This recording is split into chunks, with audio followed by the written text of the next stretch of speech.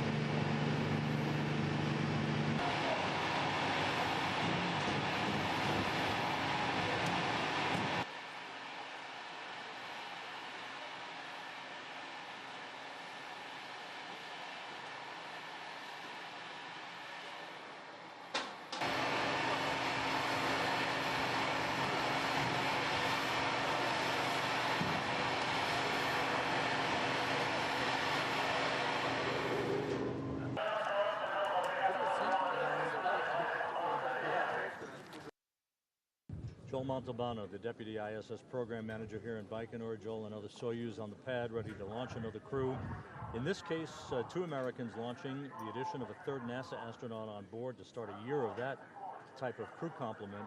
How is that going to increase research and solidify all the utilization that you expect over the next year? Okay, well, thank you, Rob. The additional astronauts, fantastic. This expedition will have almost 200 experiments, with about 50 of those experiments being new for this crew. And basically what we're doing with the extra crew time is we're doubling the amount of crew hands-on utilization and research. So just one person, we're going to be up to almost 70 hours, 70 crew hours of hands-on research and utilization per week average over the increment. It's just an exciting time to be in the program. How complex is this next 6 months in orbit going to be for Akaba, Vanda, High, and Mazurkan?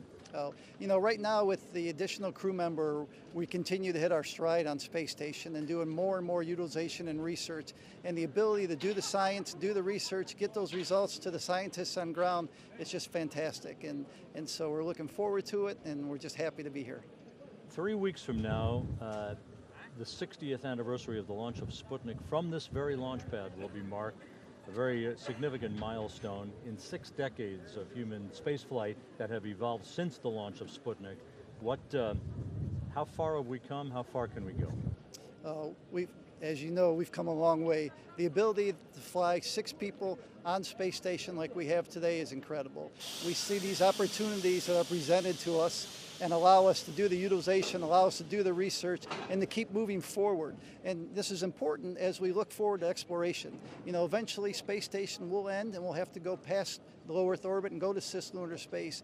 And these days, these times that we've been working on these past 60 years, we're taking steps forward to go make that happen. Sean Fuller, the Director of Human Spaceflight Programs in Russia here in Baikonur. Sean, this is the 2nd Soyuz launch of a crew in just 7 weeks. It's pretty remarkable when you think about it. Let's talk a little bit about the pace of activity over the past several months and what clearly will be an incredibly busy end of the year for the program. Yeah, Rob, it's certainly been a busy year, but a great year. We've got 3 crew members ready to join their crewmates that are on orbit now. Like you said, they launched just 7 weeks ago. They've been on orbit doing a lot of research, doing a lot of things to get us ready to explore beyond low Earth orbit. With this addition, the crew will continue that. We've seen a lot of visiting vehicles coming. SpaceX is currently on the space station. It'll be departing here in a couple weeks. They'll be returning back to Earth, returning some of that science to the ground. Shortly after that, we'll have a Progress launching, and then we'll have another SpaceX in orbit later this year. The crew's also going to be doing some EVAs starting early next month as we prepare the outside and do some maintenance on the outside of the station. So getting these crew members on orbit to do that, increase our research. We're going to have a fantastic time up there as we continue what started nearly 17 years ago with the human presence on the space station. This is the first time since June of 2010 that 2 Americans will be launching on a Soyuz. What is the significance of having 3 NASA astronauts on board and expanded U.S. orbital segment crew presence as you tackle all the tasks ahead? Yeah, it's great to have that expanded U.S. Crew presence on orbit. We've got a lot of research in store for them. This particular crew, along with their crewmates, will be conducting over 250 different investigations during their time on orbit.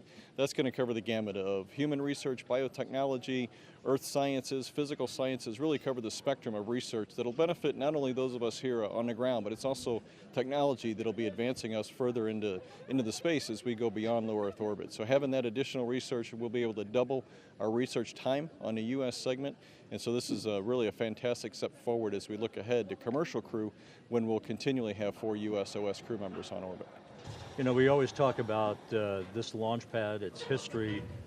We always talk about it in regard to Yuri Gagarin having launched on this pad, but 4 years before Gagarin was the launch of Sputnik 1 on October 4th, 1957 that started all of this. Your thoughts on the significance of that, how far we as a human race have come in 60 years? Yeah, I think it's pretty spectacular. Like you said, 60 years ago we took that first small step from here. Today we have humans living in space, and I like to remind folks that we did start that on the space station 17 years ago. And so there's a whole generation now that their life has been with people living in space. We're now living in space, and we'll start venturing farther beyond low Earth orbit, and so we'll take those next steps just like we did exploring new worlds here on Earth. We're exploring new space in space and going farther beyond.